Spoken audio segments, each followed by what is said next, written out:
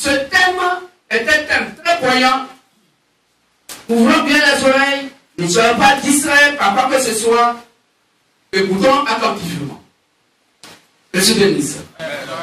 Le thème de ce jour que Christ nous donne, c'est le repas du Seigneur ou la Sainte Seine. Le repas du Seigneur ou la Sainte Seine. Écoutons attentivement. Nous allons lire le message et écouter attentivement. Ce message a été donné le dimanche 8 janvier 2006 à la cité policière de Pougon 2. À l'église de Pougon-Trois-Rouge, Côte d'Ivoire, à le ministère de la voix de minuit, Matthieu 25 et ainsi. L'auteur de ce message est le grand-mère béni, le Seigneur Jésus-Christ de la Sainte Bible. Son instrument de travail qu'il a utilisé pour donner ce message est son humble serviteur Zappa Datier Étienne. Bonjour, Église de la Révélation. Christ vous bénisse.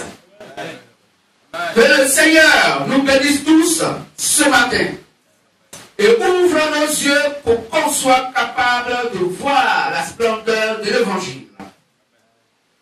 Nous maudissons ce matin toutes les œuvres de nos ennemis dans la vie de chacun et de chacune.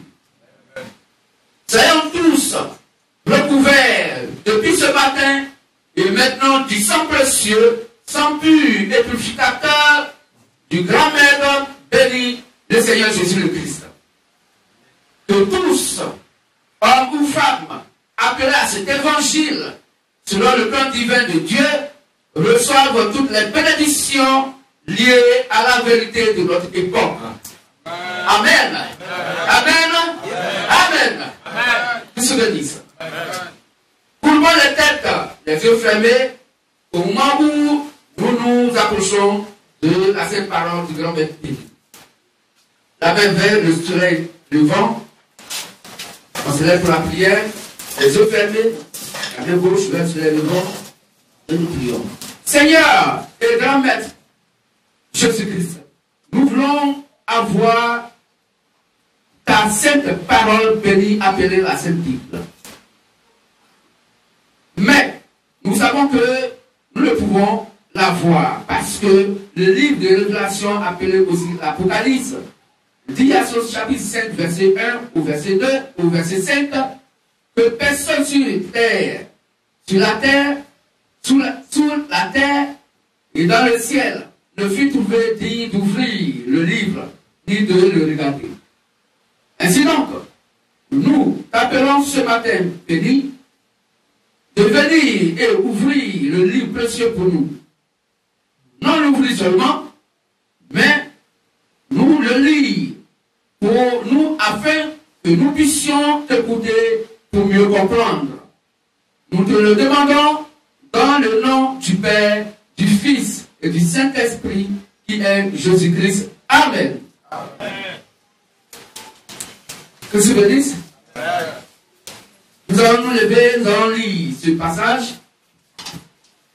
Dans Luc 22, 7 à 8 et Luc 22, 14 à 20. Rapidement les textes. Luc 22, versets 7 à 8. Le jour des pains sans levain. Luc 22, versets 7 à 8. Le jour des pains sans levain, oui, où l'on devait immoler la Pâque, arriva. Et Jésus envoya Pierre et Jean en disant: allez nous préparer la Pâque afin que nous la mangions. Amen. Amen. Luc 22, 14 à 20. Luc 22, 14 à 20. Luc 22, 14 à 20. Oui. L'heure étant venue, il se mit à table. Il se mit à table. Et les apôtres, oui, avec lui. Il leur dit: j'ai désiré vivement manger cette Pâque avec vous, avant de souffrir. Car, je vous le dis, je ne mangerai plus jusqu'à ce qu'elle soit accomplie dans le royaume de Dieu. Et, ayant pris une coupe et rendu grâce, il dit, prenez cette coupe et distribuez-la entre vous. Car, je vous le dis, je ne boirai plus désormais du fruit de la vigne jusqu'à ce que le royaume de Dieu soit venu. Ensuite, il prit du pain et, après avoir rendu grâce, il le rompit et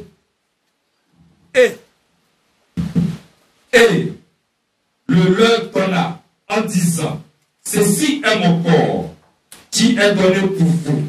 Faites ceci en mémoire de moi. Il prit de même la coupe après le souper et la leur donna en disant, cette coupe est la nouvelle alliance en mon sang qui est répandue pour vous. Amen. Amen. Merci, asseyons-nous. Que tu bénisses. Que tu bénisses. Amen. Alors, d'après le passage que nous venons de lire, le repas du Seigneur ou le souper du Seigneur a été fait le jour de la Pâque, appelé le jour des pains sans levain. Cette fête a son origine dans l'Ancien Testament, avant que le peuple d'Israël ne soit libéré des mains des Égyptiens. Dieu institua donc la Pâque. Nous allons lire dans Exode 12 et à 15 rapidement. Lecture rapidement. Exode 12. Exode 12, verset 1 à 15. Oui. Et je lis. L'Éternel dit à Moïse et à Aaron dans le pays d'Égypte, ce mois-ci sera pour vous le premier des mois. Il sera pour vous le premier des mois de l'année. Parlez à toute l'assemblée d'Israël et dites, le 10e jour de ce mois, on prendra un agneau pour chaque famille, un agneau pour chaque maison. Si la maison est trop peu nombreuse pour un agneau, on le prendra avec son plus proche voisin, selon le nombre des personnes.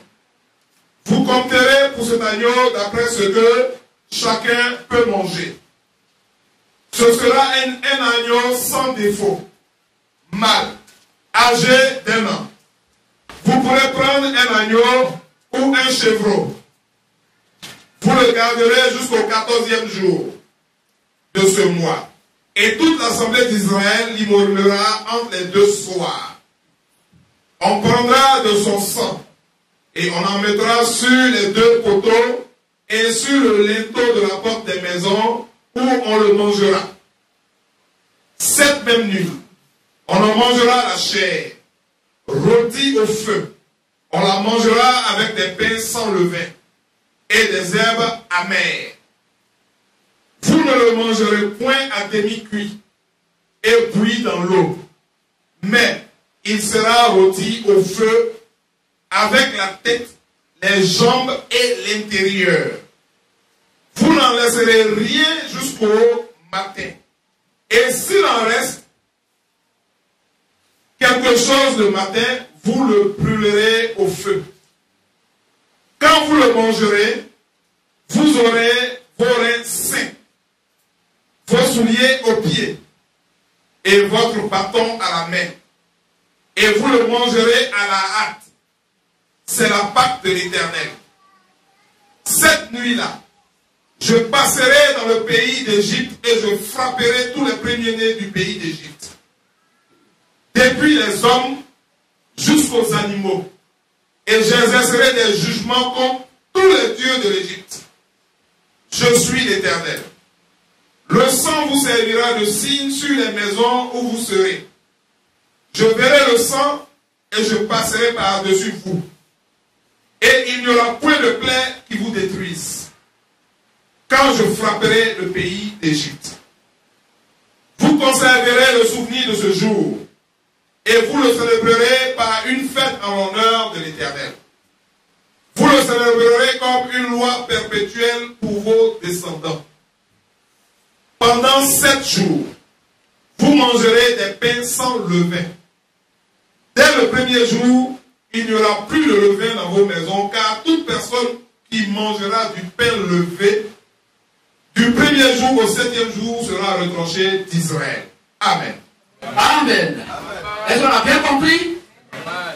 Écoutons attentivement. À cette époque, l'homme prenait un agneau ou un chevreau sans défaut.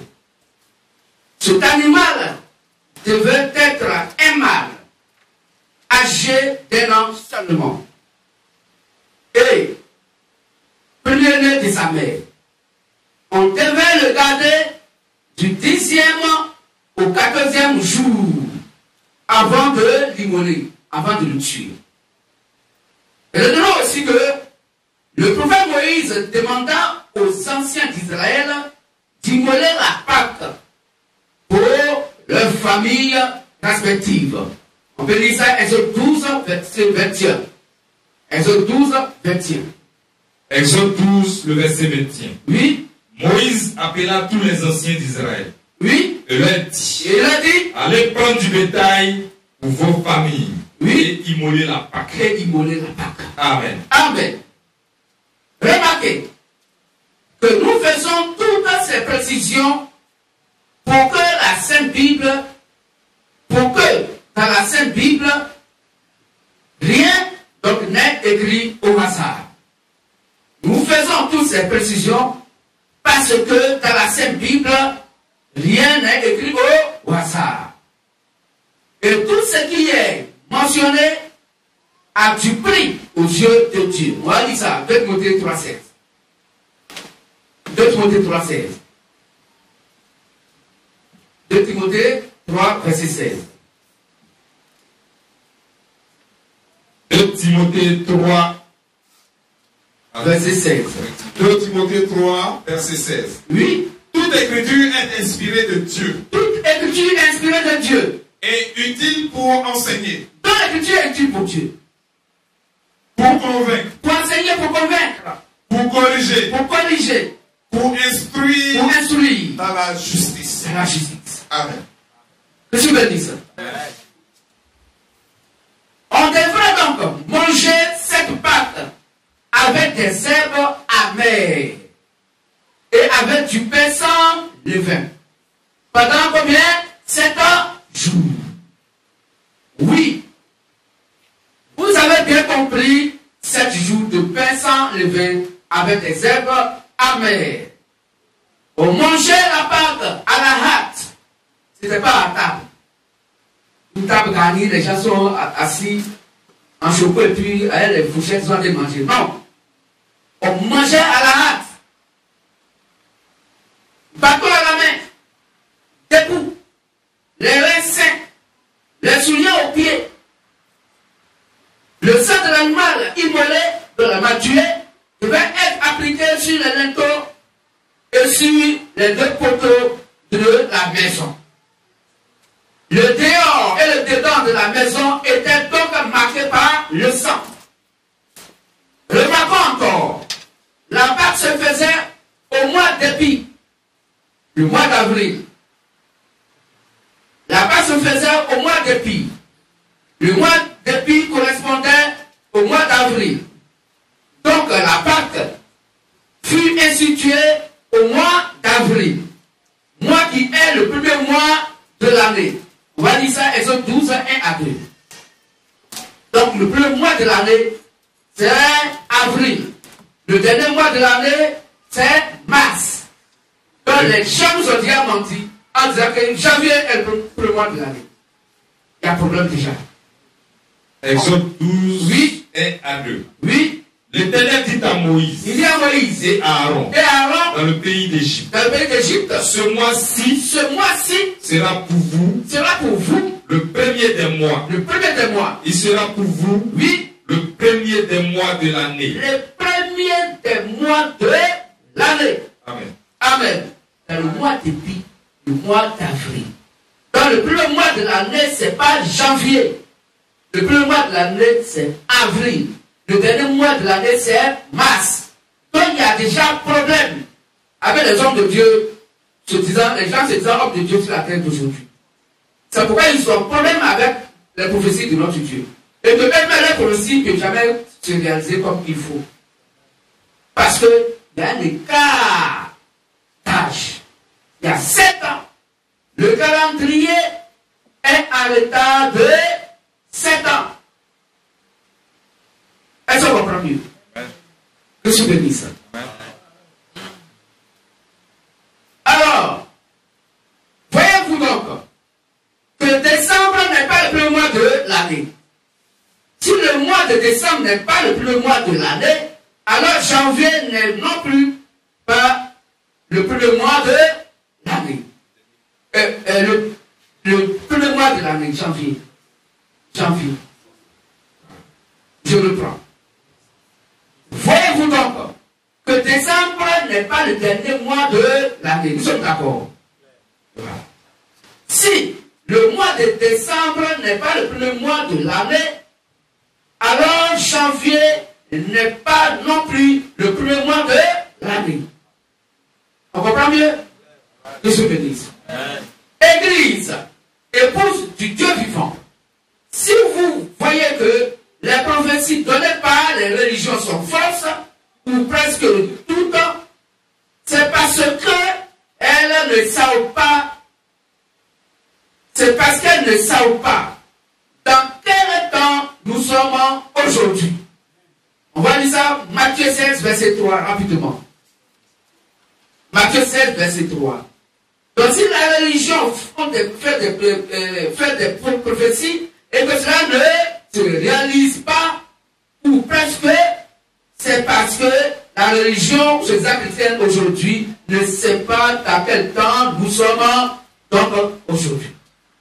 Ne sait pas dans quel temps nous sommes. On lit ça Matthieu 16, 3. Matthieu 16, verset 3. Oui. Il y aura de l'orage aujourd'hui, car le ciel est d'un rouge sombre. Remonte un peu. Au verset 2. Verset 2. Jésus leur répondit. Le soir, vous dites des humains, des hommes disent. Il fera beau. Il va faire beau. Car le ciel est rouge. Parce que le ciel est rouge. Et le matin, il y aura de l'orage aujourd'hui. Il va y avoir de l'orage aujourd'hui. Car le ciel est d'un rouge sombre. Parce que le ciel est d'un rouge sombre. Vous savez discerner l'aspect du ciel. Et vous ne pouvez pas discerner les signes des temps. Et vous ne pouvez pas discerner les signes des temps. Amen. On comprend mieux? Est-ce qu'on peut avoir le pétale de l'aide de Saint-Jésus? Qu'est-ce que tu veux dire? Alors, cependant, les vraies prophéties concernant les choses nationales et mondiales suivent le temps de l'évangile. Donc, le calendrier de Dieu, quand une prophétie est donnée par le prophète que Dieu a envoyé, sa prophétie se réalise parce qu'elle suit le temps, le calendrier de Dieu. Qu'est-ce que dit ça? On peut dire ça? Jean 19, 36, rapidement. Jean 19, 36, rapidement. On a beaucoup à dire, donc on fait vite. Jean 19, verset 36. Oui. Ces choses sont arrivées. Ces choses-là sont arrivées. Afin que l'écriture fût accomplie. Afin que l'écriture fût accomplie. Aucun de ces eaux ne sera brisé. Aucun de ces eaux ne sera brisé. Amen. Amen. Effectivement, quand Jésus a été crucifié, ils ont brisé les os, les pieds, Jésus à gauche et à droite, mais lui, ils n'ont pas brisé donc les os des os. Parce que c'est ce qui a été prophétisé. Et cette prophétie était en accord avec le temps de Dieu. Quand le temps est arrivé que Jésus était crucifié, quand la prophétie venait du véritable et réel Dieu, effectivement, ses pieds, ses os n'ont pas été brisés. Est-ce qu'on comprend mieux? Que je veux dire ça. Sachez que le calendrier actuel est donc en retard de 7 ans. Et nous ferons pour vous le calendrier qui reflète la la Sainte Bible et le temps réel de notre époque. Bref, revenons à la Pâque et rentrons dans les détails. Moïse a réuni tous les anciens de chaque famille d'Israël. Ce sont eux qui préparaient la Pâque de leur famille. On amenait un bouquet d'hysope. L'hysope, c'est une plante. Vous connaissez ça? C'est une plante. Un bouquet d'hysope qu'on trempait dans le bassin qui contenait le sang de l'animal égorgé ou immolé. Pendant la fête des Pessah levain, fête qui se faisait pendant 7 jours, pendant cette fête, personne ne devrait sortir de la maison. La nuit venue, le destructeur venait pour tuer, exterminer tout ce temps. Les maisons n'étaient pas marquées par le sang de l'agneau. On a lu ça dans Exode 12, 11 à 29. Après la Pâque de l'Ancien Testament, voyons celle du Nouveau Testament appelée la Sainte Seine ou le souper du Seigneur.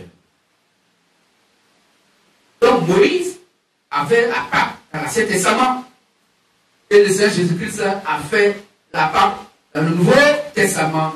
Et c'est la Pâque dans le Nouveau Testament faite par le Seigneur Jésus-Christ que nous appelons, la Bible appelle la Sainte Seine ou le repas du Seigneur. Que se dit ça? Lisons ensemble 1 Corinthiens 11, 23, 26 rapidement. 1 Corinthiens 11, 23 à 26. On va lire ça rapidement. Notez et vous allez vérifier à la maison. 1 Corinthiens 11, le verset 23 à 26. Oui. Car j'ai reçu du Seigneur oui. ce que je vous ai enseigné. C'est que le Seigneur Jésus, oui. dans la nuit où il fut livré, prit du pain.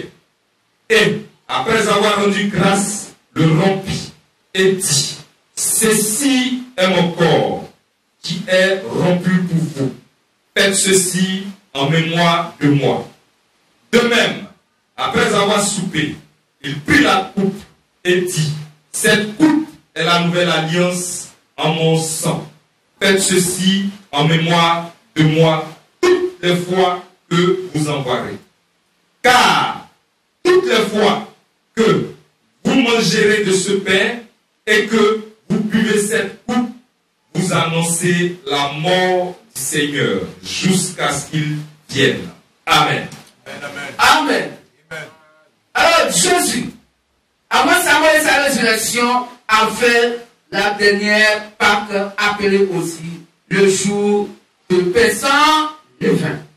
C'était donc le jour de la Pâque pour que la Bible soit parfaite. Qu'est-ce que je dis? Alors pourquoi le jour de la Pâque que Jésus a choisi pour faire donc son repas? Qu'est-ce que je dis? Amen.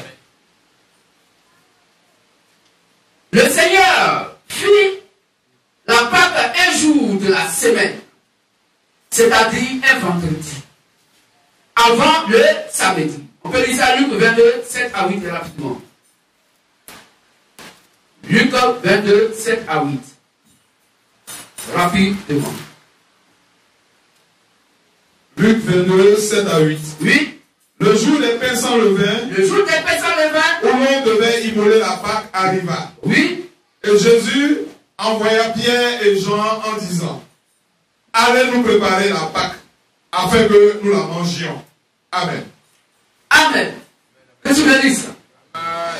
Pour mieux comprendre la Pâque actuelle, revenons à la Pâque de la Torah, donc de l'Ancien Testament. Et expliquons-la d'abord. Explication de la Pâque de la Torah ou de l'Ancien Testament. Sachez, épouse du Christ, que l'Ancien Testament est l'ombre du Nouveau Testament. On va dire ça, Hébreux 10, 1 à 2, rapidement. Et Hébreux 8, verset 5. On va passer du temps. On va lire rapidement. Hébreux 10, 1 à 2. Hébreux 10, Et Hébreux 8, Verset 5. Hébreux 10, 1 à 2. Oui. En effet, la loi qui possède une homme des biens à venir et non l'exacte représentation des choses ne peut jamais, par les mêmes sacrifices qu'on offre perpétuellement chaque année, amener les assistants à la perfection. Autrement, n'aurait-on pas cessé de les offrir, parce que ceux qui rendent ce culte, étant une fois purifiés, n'auraient plus eu aucune conscience de leur péché. Amen. Amen. Donc, l'Ancien Testament est quoi? L'ombre du Nouveau Testament. Donc, les deux sont liés. Que tu me dises? Hébreux 8, 7. Hébreux 8, 7. Verset 5. Hébreux 8, le verset 5. Lesquels célèbrent un culte, image et ombre des choses célestes. Reprends. Lesquels célèbrent un culte, image et ombre des choses célestes. Oui. Selon que Moïse en fut divinement averti lorsqu'il alla construire le tabernacle.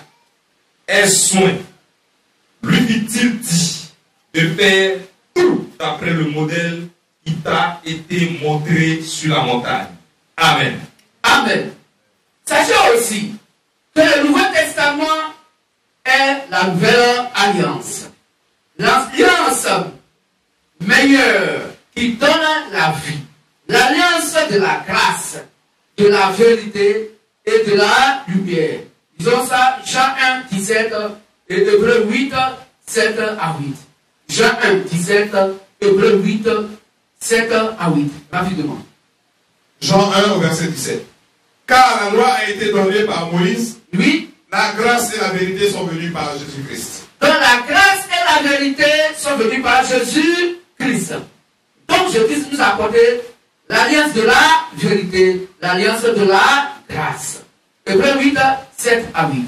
Hébreux 8, 7 à 8. Oui. En effet, si la première alliance avait été sans défaut, il n'aurait pas été question de la remplacer par une seconde. Voilà. Car c'est avec l'expression d'un blâme que le Seigneur dit à Israël: voici, les jours viennent, dit le Seigneur, où je ferai avec la maison d'Israël, et la maison de Juda une alliance nouvelle. Je ferai avec la maison d'Israël et la maison de Juda quoi? Une alliance nouvelle. C'est ce que disent. Amen.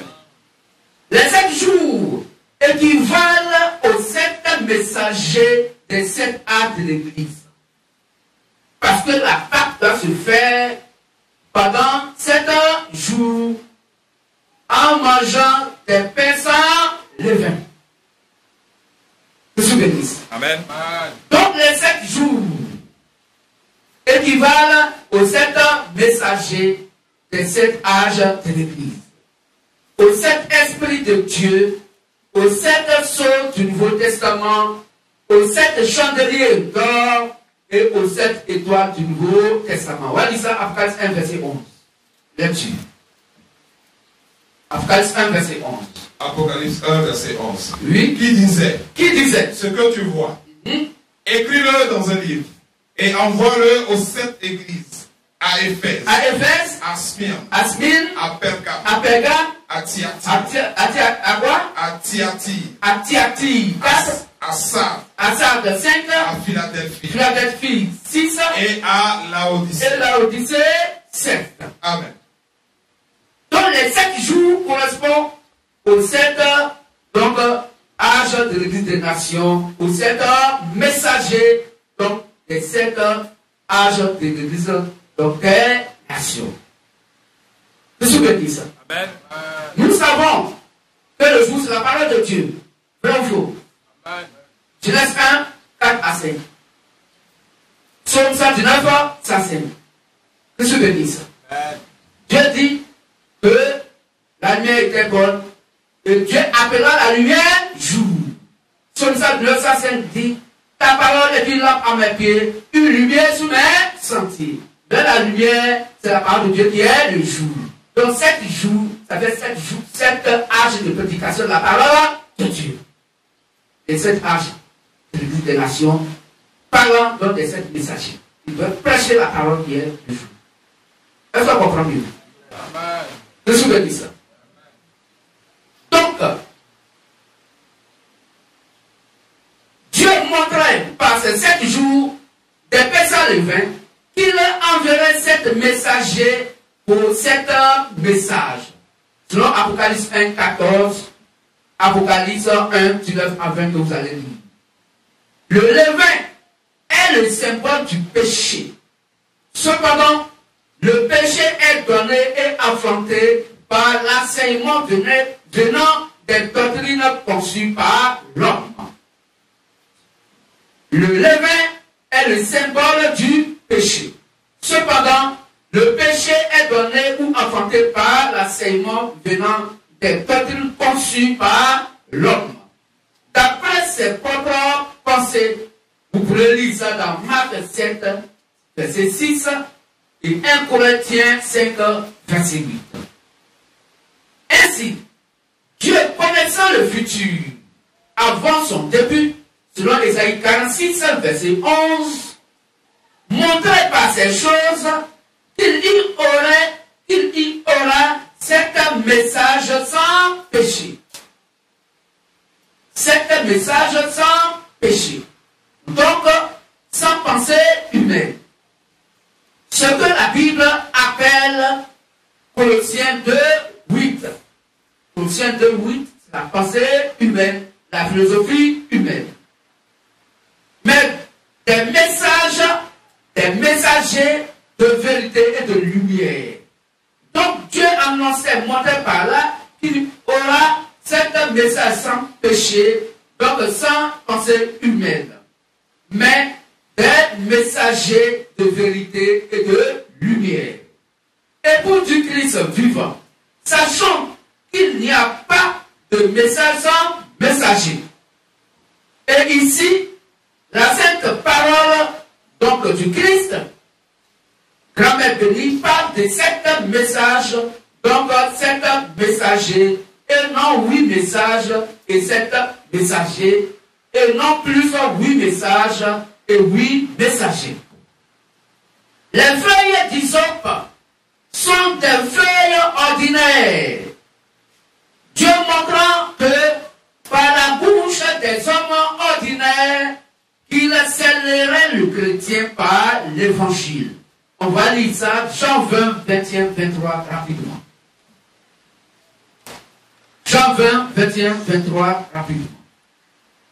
Jean 20, 21, 23. Oui. Jésus leur dit de nouveau. Il a dit de nouveau. La paix soit avec vous. Oui. Comme le Père m'a envoyé. Oui. Moi aussi je vous envoie. Moi aussi je vous envoie. Après ces paroles. Après ces paroles. Il souffla sur eux. Il souffla sur eux. Et leur dit. Et il a dit. Recevez le Saint-Esprit. Recevez le Saint-Esprit. Ceux à qui vous pardonnerez les péchés. Oui. Ils leur seront pardonnés. Oui. Et ceux à qui vous les reviendrez. Oui. Ils leur seront retenus. Voilà. Amen. Donc, les disciples du Seigneur Jésus-Christ, appelés les apôtres, sont le type donc de feuilles d'hysope que Dieu utilise pour répandre le sang de Christ qui est la prédication. Est-ce qu'on comprend mieux? Que je vous dis ça. Donc, c'était des hommes ordinaires qui scelleraient le chrétien par l'évangile. L'herbe, la plante, symbolisant un être humain, selon Jean 15, 1 à 8 que vous allez lire à la maison. Le sang de l'animal était appliqué sur les linteaux de la porte, à l'intérieur et à l'extérieur. Cela montrant comment Dieu nous scellerait par le Saint-Esprit venant du sang des veines d'Emmanuel, donc de Christ Jésus, en dehors et en dedans. Donc nous devons être scellés par le Saint-Esprit en dedans et en dehors. Vous lirez cela par Éphésiens 4, verset 30. L'Esprit scelle en nous la parole qui nous amène à avoir un nouveau comportement, car marchant selon l'Esprit de Dieu qui scelle notre âme et notre esprit. Vous lirez cela aussi dans Éphésiens 4, 30 et Romains 8, 9 à 16.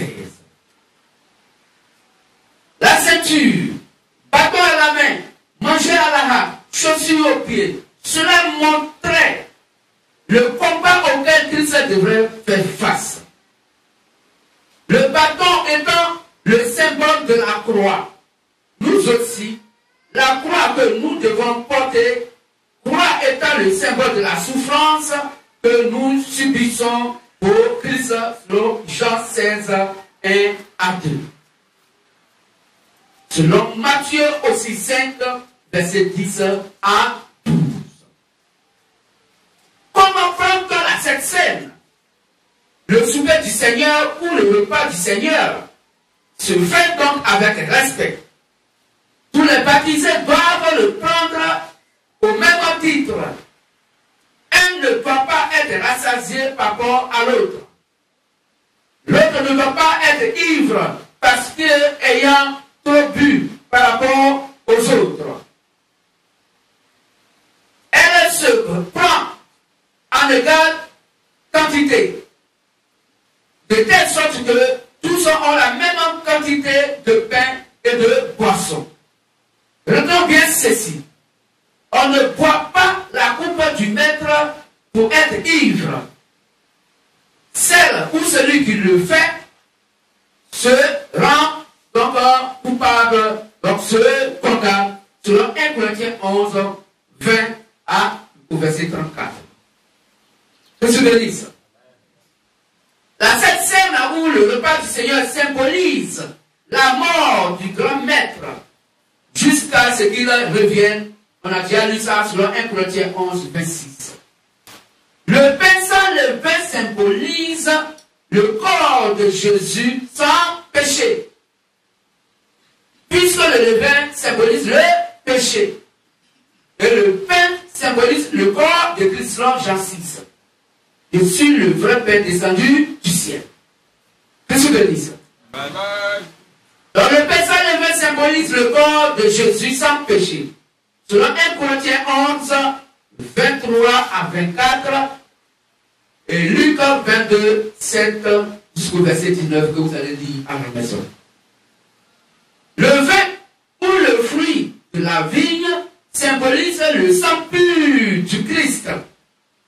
Vous lirez cela, on a déjà lu, dans Luc 22, 17 à 18, Luc 22, 17 à 18, et Luc 22, verset 20.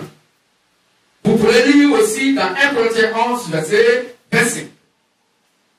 Maintenant, pourquoi le pain sans levain? Le pain symbolise le corps de Christ sans levain. Parce que Christ est sans péché. Et le levain et le vin symbolisent le sang de Jésus-Christ. Donc le pain symbolise le corps de Christ sans levain parce que Christ est sans péché. Et le vin symbolise le sang de Jésus-Christ. Selon 1 Corinthiens 5, 6 à 8. Que vous allez lire à la maison. C'est pourquoi nous devons prendre la Sainte Seine sans péché, en dehors du péché. Selon 1 Corinthiens 11, 28 à 29, que vous allez lire à la maison. Nous devons aussi refuser le faux enseignement. Celui-ci est appelé le levain. Selon Matthieu 16, 11 à 12, que vous allez lire. Un faux enseignement produit la mort chez ceux ou celles qui écoutent et croient en cela. Or, la mort tire sa force dans le péché, selon 2 Corinthiens 2, 17 et Romains 6, 23. Ainsi, le faux enseignement engendre le péché. Et Christ est sans péché, et son enseignement n'est que la pure vérité, selon Jean 1, verset 17 et Isaïe 53, verset 9. Pourquoi le vin? Le vin symbolise le sang. Nous le savons déjà. Or, c'est dans le sang que se trouve la vie, à savoir l'âme. Selon Marc 14, 23 à 25. Selon Deutéronome 12, 23 et Lévitique 17, verset 11. Marc 14, 23, 25, Deutéronome 12, 23 et Lévitique 17, verset 11. Ainsi, de par sa couleur, le vin symbolise le sang. Nous savons aussi que la vérité donne la vie. Et Jésus est le garant de la vérité dans la vie. Cependant, sa vérité est reçue par révélation selon Matthieu 16, 16 à 17. Selon Matthieu 16, 16 à 17 et selon Luc 24, 45. Et cette révélation est donnée par le Père qui est le Saint-Esprit, selon Jacques 4, 23, 24 et Jean 14, 16 à 17. Cependant, lorsque le Saint-Esprit qui donne les révélations est sur quelqu'un, il est ivre, en sorte que l'on titube et marche comme étant ivre, selon Acte 2, 13 à 15 que vous allez lire. Nous savons que le vin, le venant du fruit, appelé raisin de la vigne, rend ivre. Et le consommateur, donc, devient ivre en buvant l'eau de la vigne, appelé le vin. C'est écrit dans la Bible, vous pouvez lire ça dans Genèse 9, verset 20. Le vin rouge, tout comme le sang, et il rend ivre, stimule. Le Saint-Esprit donne la vie parce que le Saint-Esprit donne la vie par la vérité révélée. Et cette vérité stimule celui ou celle qui la reçoit. Étant stimulé par la vérité, nos âmes qui sont dans notre sang reçoivent la vie éternelle. Conclusion. Le repas du Seigneur est composé de pain sans levain et de vin, le venant du fruit de la vigne. Frères et sœurs, nous devons savoir que tout ce que la Sainte Bible, la Sainte Parole de notre Dieu dit, ne doit pas être falsifié. On doit rien ajouter, rien retrancher. Selon 2 Corinthiens 2, verset 17. Ainsi, donc, si la Bible dit l'eau du fruit de la vigne, c'est donc du vin et non du sable.